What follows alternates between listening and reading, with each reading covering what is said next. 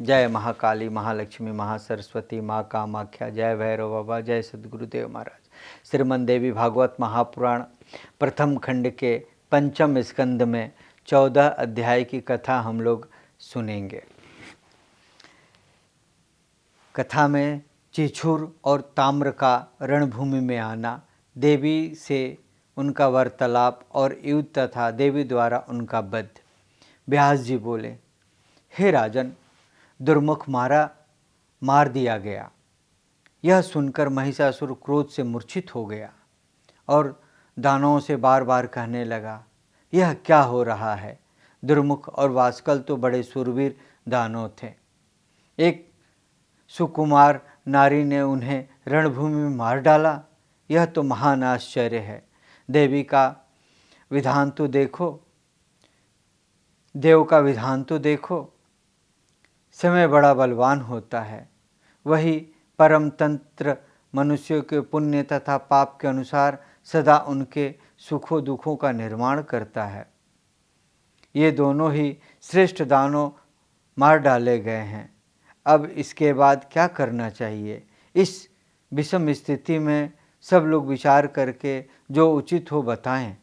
व्यास जी बोले, हे राजेंद्र, इस प्रकार महाशक्तिशाली महिषासुर के कहने पर उसके महारथी सेना अध्यक्ष चिछुर ने कहा, हे राजन, स्त्री को मार डालने में चिंता किस बात की, मैं उसे मार डालूंगा।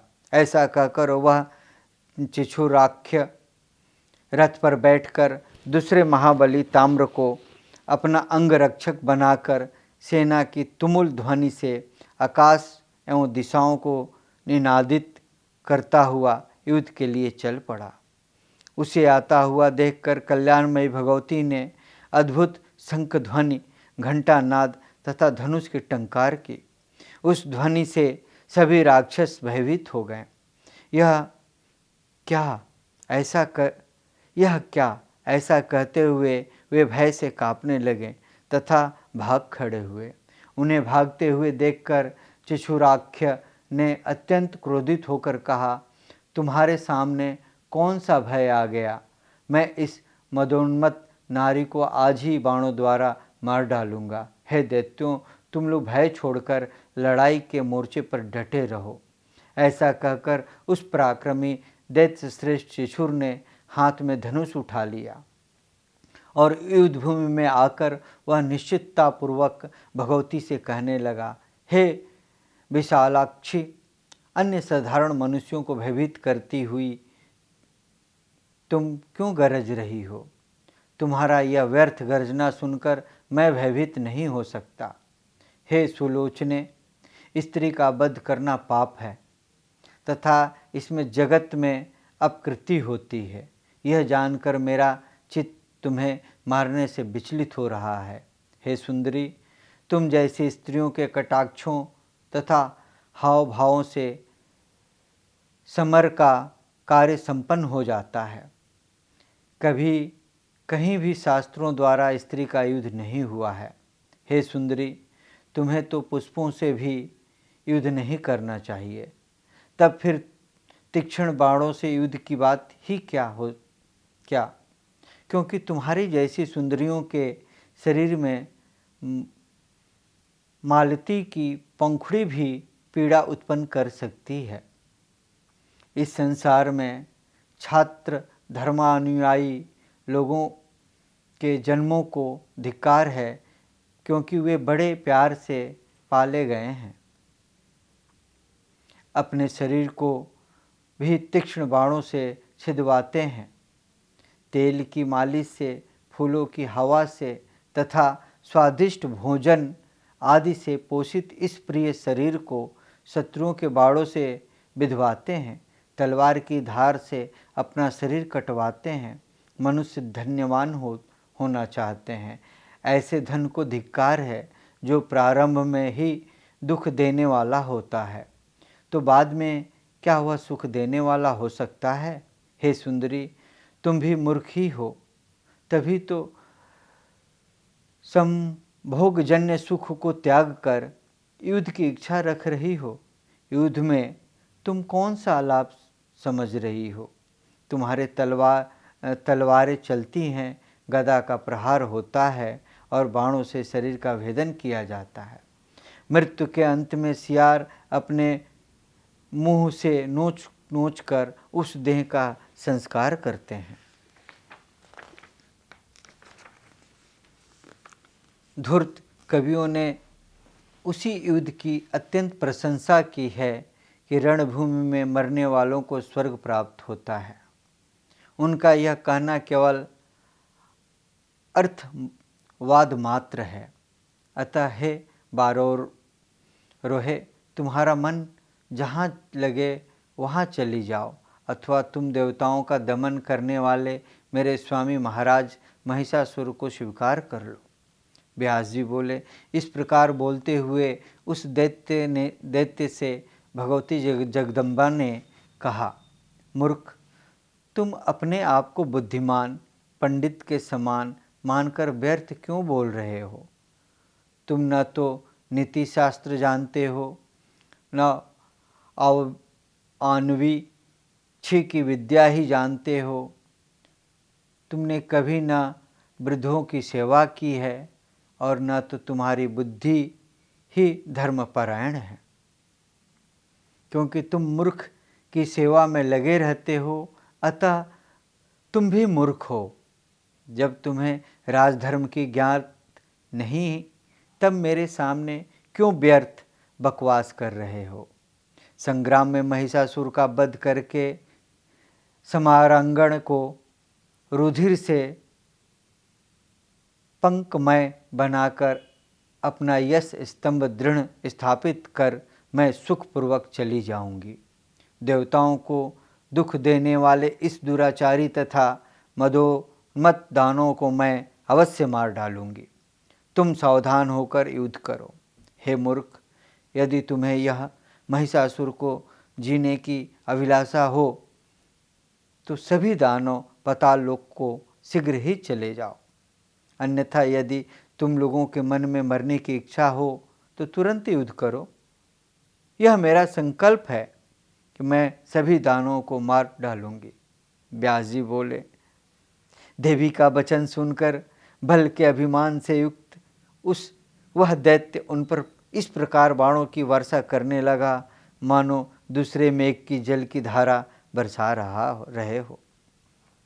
तभी भगवती ने अपने तीक्ष्ण बाणों द्वारा उसके सभी बाण काट डाले और विषधर सर्प के समान विषैले बाणों से उस पर प्रहार किया। उन दोनों में परस्पर विस्मयकारी युद्ध होने लगा। जगदम्बा ने अपने वाहन सिंह पर से ही उस दैत्य पर गदा से प्रहार किया। गदा से अत्यधिक आहत होने के कारण वह दुष्टात्मा दैत्य मूर्छित हो गया और दो मुहूर्त तक पाषाण की भांति रथ पर ही पड़ा रहा। इस प्रकार उसे मूर्छित देखकर शत्रु सेना को नष्ट कर डालने वाला ताम्र नामक दैत्य चंडिका से लड़ने के लिए वेगपूर्वक रण में उपस्थित हो गया। उसे आते देख भगवती चंडिका उससे हंसती हुई बोली, अरे दानव श्रेष्ठ, आओ आओ, अभी तुम्हें यमलोक भेज देती हूँ। निर्बल तथा समाप्त आयु वाले तुम लोगों के यहाँ आने से क्या लाभ? वह मूर्ख महिषासुर घर में रहकर अपने जीने का कौन सा उपाय कर रहा है? देवताओं के शत्रु दुष्टात्मा तथा पापी महिषासुर का संहार किए बिना तुम मूर्खों को मारने से मुझे क्या लाभ होगा? इससे तो मेरा परिश्रम ही व्यर्थ हो जाएगा। अतः तुम लोग घर पर जाकर महिषासुर को यहाँ भेज दो, जिससे वह मंदबुद्धि भी मैं जिस रूप में स्थित हूँ उससे मुझको देख ले।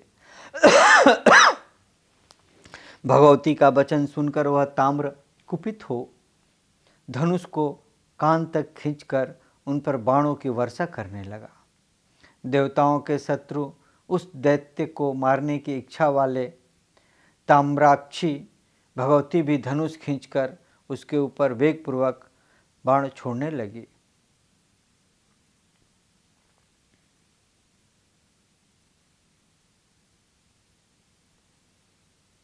इतने में ही बलवान चिछुराख्य की मूर्छा त्याग कर उठ खड़ा हुआ और तुरंत बाण सहित धनुष लेकर देवी के सामने आकर खड़ा हो गया। चिछुराख्य और ताम्र दोनों ही अत्यंत उग्र, बलवान और महान वीर थे। अब वे दोनों ही मिलकर भगवती जगदम्बा से रण में युद्ध करने लगे।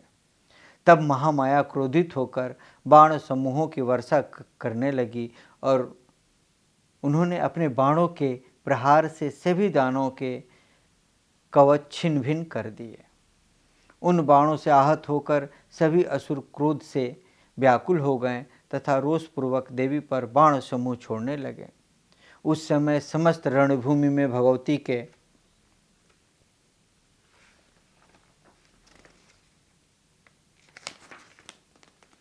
बाणों से घायल सभी राक्षस ऐसे सुशोभित होने लगे जैसे बसंत ऋतु में वन में किंसुक के लाल पुष्प दिखाई पड़ते हों। उस रणभूमि में ताम्र के साथ देवी का भीषण युद्ध होने लगा।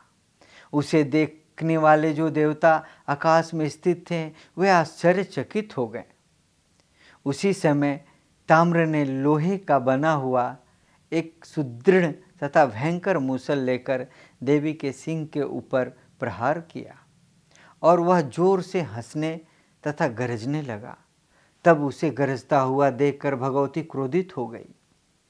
उन्होंने तुरंत अपनी तेज धार वाली तलवार से उसका मस्तक काट डाला। सिर कट जाने पर भी वह मस्तक विहीन बलशाली ताम्र मूसल लिए हुए कुछ क्षण तक घूमता रहा। इसके बाद वह सम्रांगण में गिर पड़ा। ताम्र को गिरा हुआ देखकर महाबली चिछुराख्य खंडक लेकर बड़े वेग से चंडिका की ओर झपटा। हाथ में तलवार लिए उस दानव को रण में अपनी ओर आते देख देवी ने भी तुरंत 5 बाणों से उस पर प्रहार किया। भगवती ने एक बाण से उसका खंडक काट दिया, दूसरे से उसका हाथ काट दिया, अन्य बाणों से उसका मस्तक कंठ से अलग कर दिया। इस प्रकार युद्ध के लिए उन्मत्त रहने वाले उन दोनों क्रूर राक्षसों का वध हो गया। तब उन दोनों की सेना भयभीत होकर चारों दिशाओं में शीघ्रतापूर्वक भाग चली। उन दोनों दानों के रण में मारा गया देखकर आकाश में विराजमान संपूर्ण देवता आह्लादित हो गए और प्रसन्नतापूर्वक भगवती की जय ध्वनि करते हुए फूलों की वर्षा करने लगे। ऋषि, देवता, गंधर्व, वेताल, सिद्ध और चारण वे सब देवी की जय, अंबिका की जय ऐसा बार बार बोलने लगे। इस प्रकार श्रीमद् देवी भागवत महापुराण प्रथम खंड के 5वें स्कंद में 14 अध्याय की कथा हम लोग सुने। जय महाकाली, महालक्ष्मी, महासरस्वती, माँ कामाख्या।